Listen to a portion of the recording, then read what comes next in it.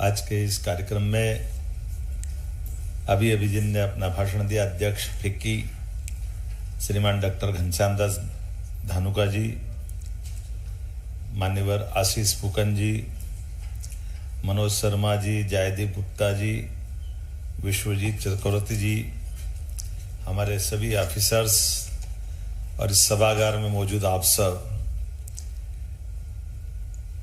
आप माँ कामाख्या की देवी के इस पवित्र धाम पे निवास करते हैं और मैं महाकाल की नगरी से आता हूं। मैं दोनों हाथ जोड़ के आपको प्रणाम करता, आपका अभिनंदन करता। मैं अध्यक्ष फिक्की से कह रहा था कि हमारे यहाँ ऐसा माना जाता है कि वनस्पति में वनस्पति की सबसे बड़ी देन फल, मैंगो या जो भी हो, उसका आनंद मिलता है। ऐसे है ना फूकन जी? एकमात्र राज्य ऐसा जो पत्ता पत्ता भी सोना बना के बेचता है, ये असम ही हो सकता है, और कोई नहीं हो सकता। फल वाले फल ढूंढते रहे या पत्ता पत्ता हर 8 दिन बाद निकाला, डलिया में डाला, असम की चाय क्या बेच बेच के व्यापार करते हैं, ये और कोई नहीं कर सकता है।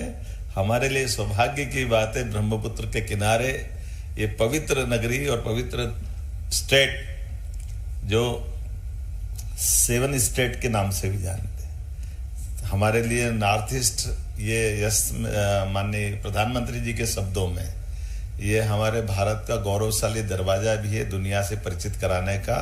इस नाते से भी इसका बहुत महत्व है। अतीत के क्रम में कुछ पिछड़ा था, लेकिन जिस प्रकार से अब असम और असम के साथ के राज्यों ने अपनी प्रगति की, एक तरह से टेक ऑफ होने की स्थिति आई है। मैं आपका स्वागत करता हूं, अभिनंदन करता हूं। विशेष कारण से भी आपके बीच में आया हूं। मेरे अपने अधिकारियों ने सारी बातें बता दी है। हम भी जिस स्टेट से आते हैं, कई कारणों से मध्य प्रदेश और असम दोनों में कई समानता भी है। पर्यटन के क्षेत्र से लगा करके सभी क्षेत्रों में यहाँ हमारे अपने राज्य के अंदर भी वो सारी चीजें हैं जो यहाँ हमारे असम के साथ भी है। लेकिन अभी और बहुत सेक्टर में काम करना भी बाकी है। बहुत सारी संभावना लेकर भी हम लोग आए। एक तरफ से कई सारी पॉलिसियों के बारे में बताया है। हमारा अपना भाग्य से इतना एक तरह से मध्य प्रदेश का उस तरह से सौभाग्य के पर्याप्त लैंड बैंक है, जिस लैंड बैंक के बलबूते पर हमारे इंडस्ट्री बनेंगे, वो देश के किसी भी हिस्से में सरलता से आने जाने के लिए मध्य में होने का लाभ उसको मिलता है। बिजली सरप्लस है, पानी सरप्लस है, लोग बहुत सरल है, असम से ही मिलते जुलते लोग हैं, ज़्यादा झंझट नहीं है। लेकिन ये बात तो सही है कि व्यापार व्यवसाय के साथ बड़ी संभावना जिस प्रकार की होती, वो सारी अनुकूलता असम और मध्य प्रदेश में कॉमन है। आपका गेंडा और हमारा टाइगर साथ में दौड़ सकते हैं, ये पक्की बात है, इसमें कुछ नहीं कह सकते। अतीत के काल से इतना अच्छा एक संयोग है। जब मैं अपने वन्य जीवों की तरफ भी देखता हूं तो ध्यान में आता है कि जब मैं आज यहाँ रात को अब माननीय मुख्यमंत्री जी से मिलने वाला हूं असम के, और हमने कहा कि कई सारी चीजों का हमारा भी आपस में पर्यटन के साथ साथ वन्य जीवों का पुनर्वसाहट के क्षेत्र में भी काम करना चाहिए। हमने कहा हमारे जंगलों में भी आपके यहाँ पर जैसे जंगली भैंसा बफेलो है, हमारे यहाँ गोर है, आपके जंगल में हम गोर दे सकते हैं। आपकी ब्रह्मपुत्र घड़ियाल मांग रही है, यहाँ घड़ियाल नहीं, हम घड़ियाल और मगर ऐसे ही दे सकते हैं जैसे आपके यहाँ से गेंडा लेके हमारे यहाँ भी आनंद कर सकते हैं। हमारे रेस्क्यू सेंटर के साथ साथ जू में भी आबादी हो सकती है, और बहुत सारी चीजें हैं जिन चीजों पे वन्य जीवों के साथ, जैसे एशिया के अंदर पहली बार चीते की पुनर्वसाहट का प्रयोग पूरे दुनिया में कहीं सफल हुआ है तो एशिया में, और एशिया में भारत में मध्य प्रदेश में सफल हुआ है। हमने अफ्रीका से लाकर चीतों का परिवार बढ़ा करके दिखाया कि हाँ, हमारे साथ सह-अस्तित्व की भावना के बलबूते पर प्रकृति भी ये चमत्कार कर सकती है, जिनके आधार पर जो कई सारी विलुप्त प्राय जातियां हैं उनको पुनर्वसाहट में वापस ला सकते हैं। आज आपसे जब मैं बात कर रहा हूँ तो वैसे तो यहाँ सरस्वती पुत्र हमारे भूपेन हजारिका जी का नाम का स्मरण हुआ ही है, और ऐसे ही सुप्रसिद्ध गायक जुबिन गर्ग अपने बीच में से अभी कुछ समय पहले हमारे बीच एक बहुत बड़ी क्षति भी हुई है।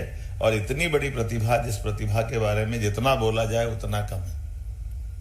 लेकिन माता रुक्मणी के काल से भी हमारा संबंध जुड़ता है। आपका भगवान कृष्ण का हमारा जो संबंध है वो अपने 5000 साल पुराने उस काल को भी याद दिलाता है कि हमारे लिए ये जो स्थान है, यहाँ के राज्यों का जो संबंध है वो अलग प्रकार का है।